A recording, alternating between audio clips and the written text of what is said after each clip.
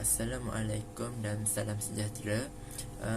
Kami akan membentangkan subjek pembangunan manusia dan polisi sosial, iaitu yang bertajuk Masyarakat Berilmu Mendorong Pembentukan Produktiviti Tenaga Kerja di Malaysia. Untuk ahli kumpulan kami yang mana terdiri daripada 4 orang. Yang pertama, Hakimi Roslan. Yang kedua, Ashraf Hanif Zakaria. Dan yang ketiga, Muhammad Hanif Kamsuri. Dan yang terakhir, saya sendiri, Muhammad Zulhaiman Zulkifli. Bahagian pengenalan ini iaitu yang bertajuk Masyarakat Berilmu Mendorong Pembentukan Produktiviti Tenaga Kerja. Di bahagian pengenalan, saya lampirkan di sini iaitu ilmu amatlah penting bagi seseorang individu bagi memajukan diri mereka ke arah yang lebih baik atau profesional dari masa ke masa. Sesuai dengan arus pemodenan atau era dunia teknologi yang serba canggih pada masa kini, amatlah penting sekali untuk memajukan diri dalam pelbagai bidang yang ditetapkan. Pembentukan produktiviti tenaga kerja merupakan sekelompok manusia yang bekerja dengan ciri-ciri yang dikehendaki oleh setiap organisasi, atau dengan kata lain pekerja kelas profesional atau golongan kerja atasan. Sebagai contoh, golongan pekerja yang berkualiti ialah mereka yang mempunyai pengetahuan yang luas dalam bidang kerja mereka, serta kemahiran yang dilatih dan bakat semula jadi yang ada pada individu tersebut. Pembentukan produktiviti tenaga kerja merupakan sekelompok manusia yang bekerja dengan ciri-ciri yang dikehendaki oleh setiap organisasi, atau dengan kata lain pekerja kelas profesional, atau juga dikenali sebagai golongan kerja atasan.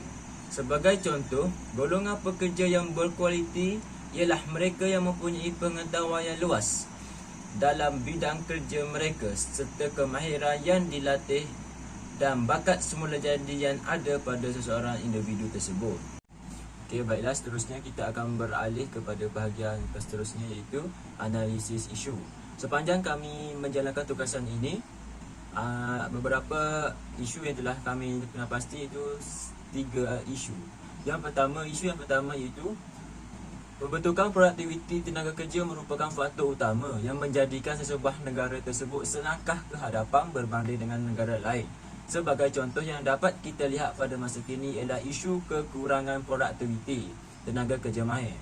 Oleh itu, pihak kerajaan telah mengambil satu inisiatif, iaitu dengan mengambil pekerja mahir dari luar negara dengan bertujuan untuk melatih pekerja atau buruh tempatan yang sedia ada di negara kita, seperti mengajar cara mengendalikan teknologi-teknologi yang dibawa dari negara luar ke negara kita, seperti teknologi yang digunakan di kilang-kilang di negara kita. Seterusnya, yang kedua, kerajaan telah memperkukuhkan lagi pembelajaran sepanjang hayat atau zaman bagi meningkatkan prestasi kemahiran. Dengan meningkatkan kemahiran, pekerja mampu melahirkan lebih ramai golongan tenaga kerja yang profesional. Dan antara jalan-jalan ataupun cara yang kerajaan telah lakukan untuk mengatasi masalah tersebut, Akta PSMB, iaitu memperluas liputan pembiayaan latihan untuk pekerja di bawah perluasan pembangunan sumber manusia berhad ini. PSMB lebih efisien serta berintegriti.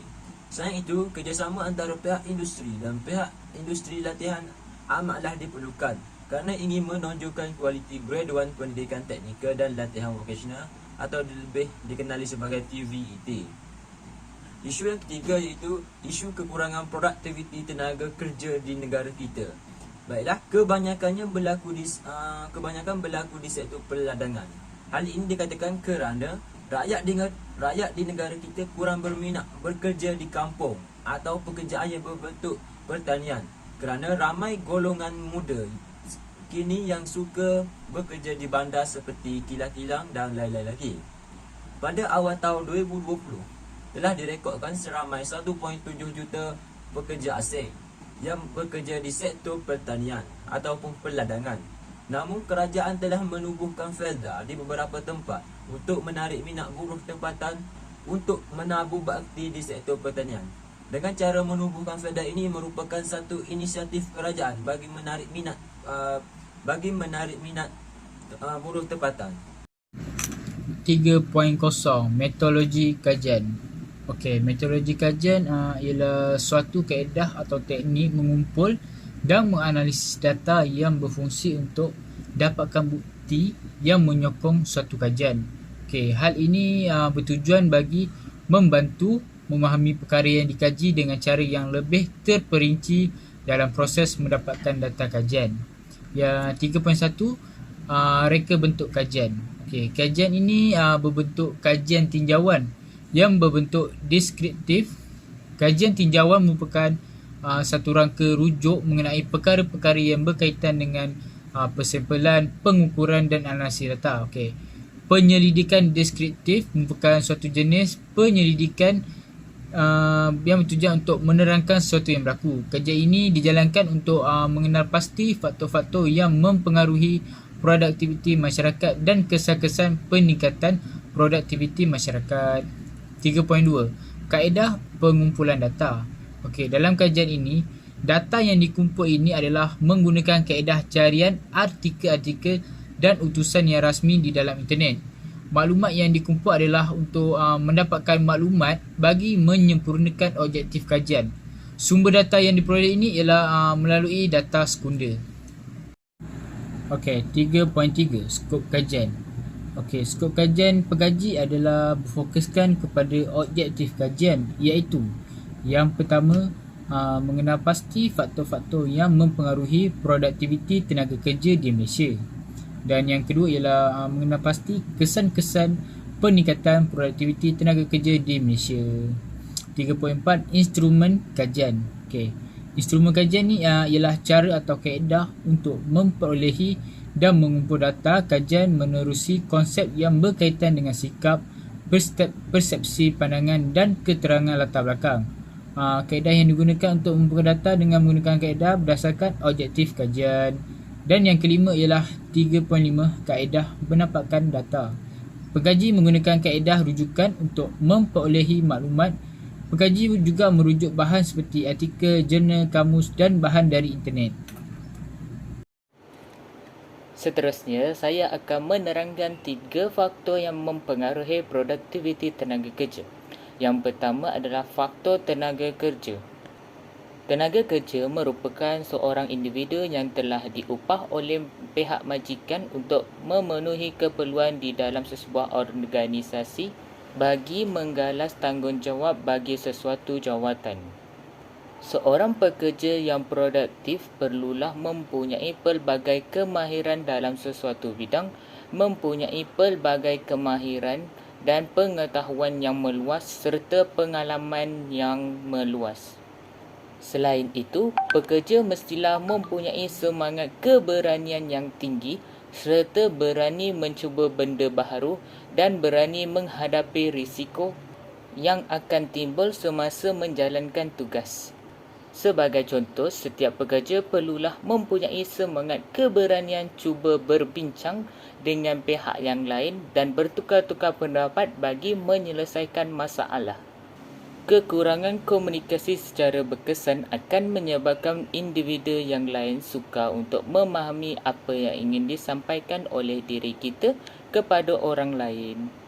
Individu yang tidak mempunyai sifat keberanian dalam diri akan menyebabkan produktiviti mereka akan merundum dan akan menyebabkan hasil kerja yang kurang berkualiti dan tidak berkesan serta akan berlakunya kesukaran untuk mencapai objektif dan maklumat organisasi. Faktor yang kedua adalah kekurangan pemantauan prestasi secara berkala. Pemantauan merupakan salah satu bentuk tindakan yang biasa dilakukan oleh pihak tertentu. Kebiasaannya dilakukan oleh pihak majikan seperti melakukan dokumentasi atau projek yang dijalankan dalam sesebuah organisasi bagi menguji prestasi produktiviti seseorang itu. Namun begitu, pada masa era pandemik COVID-19, kebanyakan sektor terpaksa ditutup dan adanya bekerja dari rumah menyebabkan sebarang pemantauan secara bersemuka yang kebiasaannya dilakukan oleh agensi kerajaan dan badan berkanun tidak dapat dilakukan. Kesannya, produktiviti akan menjadi lebih terhad dan kerana tidak berlakunya pemantauan secara berkesan semasa COVID-19 melanda. Dengan kata lain, pemantauan secara berkala haruslah dilakukan dari masa ke semasa supaya masyarakat sentiasa memperbaiki diri supaya dapat meningkatkan produktiviti diri. Faktor yang terakhir adalah kekurangan infrastruktur di tempat kerja. Definisi bagi infrastruktur ialah merujuk kepada kemudahan infrastruktur, sistem dan struktur yang dimiliki oleh dan dikehendaki oleh masyarakat. Menurut Sabda S 2008, infrastruktur yang cukup ialah salah satu cara untuk menambat hati pekerja dan sekaligus dapat melihara semangat kepada pekerja untuk lebih bekerja, dan salah satu cara inisiatif yang dilakukan oleh pihak majikan memikat hati pekerja bagi meningkatkan produktiviti serta motivasi kepada diri pekerja. Antara kemudahan asas seperti bekalan air, elektrik, komunikasi, manakala infrastruktur merujuk kemudahan tempat bekerja seperti mesin dan jaringan internet. Jelaslah bahawa kekurangan infrastruktur akan memberikan kesan negatif kepada produktiviti pekerja kerana akan menyukarkan pekerja mendapatkan maklumat. Selain itu, menyukarkan untuk menyimpan maklumat yang penting. Okey, untuk seterusnya ialah kesan-kesannya. Yang mana yang pertama ialah memberi faedah kepada kerajaan. Hal ini dikatakan kerana dapat meningkatkan keupayaan dalam penyediaan perkhidmatan sosial untuk masyarakat itu sendiri yang mana lebih baik dan terjamin. Ia juga mendapat meningkatkan keupayaan kerajaan dalam menyediakan program-program pembangunan yang mana untuk peningkatan mutu pengetahuan masyarakat setempat itu sendiri. Yang kedua, produktiviti daripada masyarakat yang berilmu ialah memajukan negara.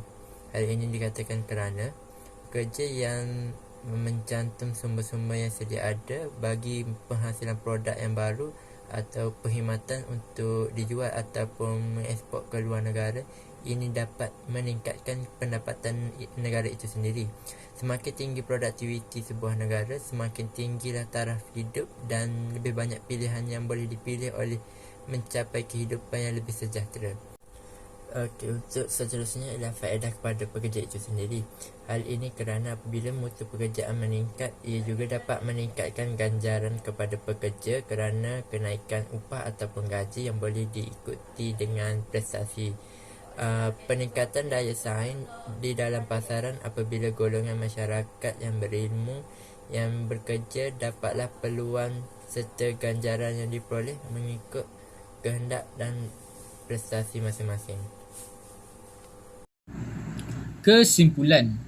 Okey, berdasarkan dapatan kajian yang diperolehi, pengkaji mengenal pasti faktor-faktor yang mempengaruhi produktiviti tenaga kerja di Malaysia dan kesan-kesan peningkatan produktiviti tenaga kerja di Malaysia.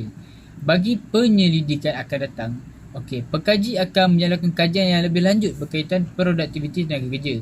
Oleh itu, sudah pasti terdapat banyak ciri-ciri yang diidamkan oleh majikan terhadap produktiviti tenaga kerja yang bagus seperti mengikut variasi dan organisasi syarikat masing-masing. Setiap pekerja harus mengambil cakna tentang faktor yang mempengaruhi produktiviti tenaga kerja dan kesan peningkatan produktiviti tenaga kerja di Malaysia agar penambahbaikan produktiviti dapat ditambah baik dan dikekalkan mengikut era demi era. Hal ini dikatakan demikian kerana suatu penambahbaikan yang dilakukan oleh sesebuah organisasi mampu mempengaruhi sesebuah negara ke arah yang lebih baik. Semua pihak harus mempunyai perancangan dalam melakukan penambahbaikan tenaga kerja bagi mencapai matlamat yang diingini. Jelaslah bahawa faktor-faktor yang mempengaruhi produktiviti tenaga kerja dan kesan-kesan produktiviti tenaga kerja memberi banyak faedah dan kebaikan kepada negara.